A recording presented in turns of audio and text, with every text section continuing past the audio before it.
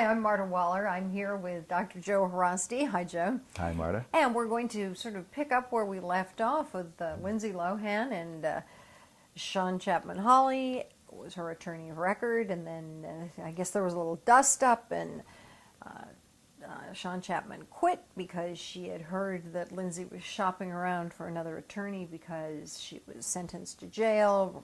Enter Robert Shapiro, and Lindsay is whisked off to the Pickford Lofts, where she ostensibly was detoxed, and then suddenly, big court appearance for Lindsay to go to jail, and Robert Shapiro is not. There was never a substitution of attorney filed, Right. but Robert Shapiro is not the attorney of record, and Sean Chapman says, well, King's X, just a little misunderstanding. He was just a consultant. And I'm thinking, wonder what happened there. Makes you wonder. Makes you wonder. Well, again, I mean, we can just guess at this, but my guess is that, Robert Shapiro at this point in his career and his life is not somebody who's going to be pushed around by anyone. And what I have seen happening in this whole Lindsay Lohan fiasco is that she has two parents who are divorced, who are both highly opinionated and have different views and ideas about how she should be parented. And Mr. Lohan, what is his first name? Michael. Michael Lohan. Her father is a man who's never met a camera he didn't like. He's so narcissistic that he has to be the center of attention at all costs, and he's riding on his daughter's fame's coattails. So he will use every opportunity to get his name in front of the lights and does not really care, in my opinion, about what happens to his daughter, which I think is horrible. So I think what's going on here is that Michael Lohan has tried to put in his 2 cents worth all along, and he's got his own mouthpiece, and I won't mention who the lawyer is, we all know. And basically it's all about himself and about his own celebrity and wanting to be in the limelight at no matter at whose expense. And I'm happy to see that Lindsay has finally texted him and told him to stay the heck out of my life. I don't want to have you involved. Stay out. But apparently that did not happen because Mr. Lohan tried to influence Mr. Shapiro about filing a motion, to overturn or set aside the judge's ruling about the jail time and just use the 90 days in rehab, et cetera, et cetera. So essentially he was continuing to enable her despite the fact that he went on record earlier saying that, she needs to be stopped, she needs to have limits set, et cetera, et cetera. So he's basically talking out of both sides of his mouth. He doesn't really know what he's doing. He is unable to set limits. He's an enabler, and he's trying to undermine everything that anyone else is trying to do for his daughter. So she needs limits until they're set. She desperately needs and then he panicked. limits. Yeah. I had a rule for my children when they were growing up. I said, if you ever get a DUI, call someone else. Don't call me, because I think that's a totally preventable thing. Absolutely. And that's where you look at what goes on in the world, and you look at people like Lindsay Lohan, and no one ever said to her, you have to have a limit. And her father, it's like you said, he talked a good game. But it makes me wonder if Robert Shapiro said, because nothing was ever filed with the court saying we're going to appeal this or we're going to ask that the 90 days be overturned. Right.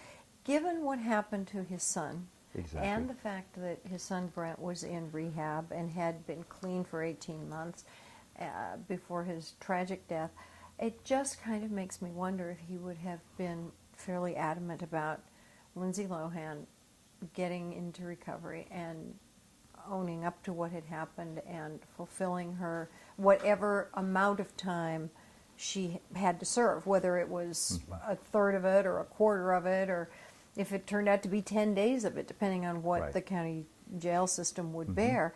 And I think that he may have said, you have to play by my rules. I don't know, aren't part of it, don't know. But I think he really is someone who would say, I'm not going to be bullied. You have to save your life. You have to do this by my rules. I have the greatest respect for Robert Shapiro. I think after he has lost his son, he has certainly had a time to reflect.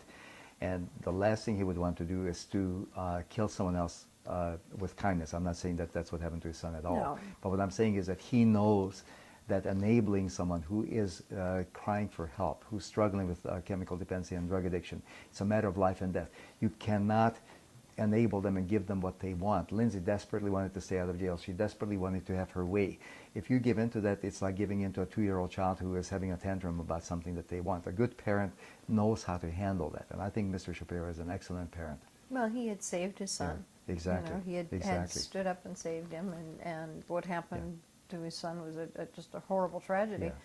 And looks like, as you said, a tragic accident. Yes. But the suddenness of what happened today, or when she was went into the courthouse, was really kind of surprising to me, because there had been such a deep rift there. But no matter who represents her at this point, she will have 24 hours. It's no longer 2 days, but 24 hours after she leaves the jail to then check into a facility, psychiatric facility or a rehab facility. But the interesting thing about that is that, again, we've discussed this will not be a luxury rehab facility. This will be a lockdown. It's basically jail. It's another form of jail. There's going to be no frills. You know, it's going to be very Spartan and very no nonsense. She will just have the basics, but she will have time to reflect, and she will also have to work on herself, on her problems. She'll have to look inward, which she doesn't like to do. And I hope that something good will come of it. Well, now when a person is in a facility like that, do they have the same access to cell phones and computers that we do in everyday life? You're talking about jail or about rehab? No, about rehab. No, rehab. Oh, okay. Well, every rehab has their own set of rules, and some are more strict than others. But anything that's connected with the judicial system tends to be very, very strict. So they have certain rules about how often you can use your cell phone, if at all. And also, there's usually a level system that allows you to reach a certain level before you can use a cell phone, before you can receive visitors, before you can make outside calls, and so on. The common theme or the common thread in all of these things is that they want the individual to fully immerse themselves in the program and not reach outside, which is what most people tend to do. And that's exactly what Lindsay was doing. She always had a coterie of friends. She was on Twitter. She was texting them. Somebody was always around. And this is what happened when she went into Pickford Lofts. I understand that there was a whole retinue of visitors who were coming in as she was trying to detox and trying to get her head together. So I have a feeling this is part of the reason why Mr. Shapiro didn't want to be involved, is because he could see that, you know, this young lady is just not at all ready to face up to the fact that she has a life and death struggle against this disease. Well, she may not have a choice after she's been in jail. And that could be enough just to break the cycle, if she can break it. And again, his not taking the case on, or his withdrawing from the case, could have been his way of saying is that, look, Lindsay, I'm not going to be influenced by your father. I'm not going to be influenced by your family. If you want me to be your lawyer, you want to work with me, you're going to have to clean up your act, and you're going to have to follow my advice, and period. No, it and I could all respect change. that. Yeah, I it could all respect that. change. You never It could all- know. yeah. But one of the things I want to talk about next, because we know that she had prescriptions for things like Dilaudid, is the drug testing and how that's influenced by a legal prescription. The good news for Lindsay is that the scram bracelet's off, and they can put it on someone else. Yes. So in our next discussion, I think she'd almost rather be in jail than to have the scram bracelet, which I understand is quite irritating. We will talk. Not to mention that it is somewhat disfiguring for someone who's attractive. And in jail, who cares?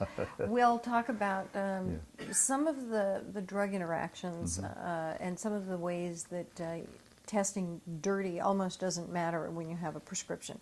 So until next time, I'm Marta Waller. And I'm Dr. Joe Haraszti. And we'll see you then. Thanks for watching.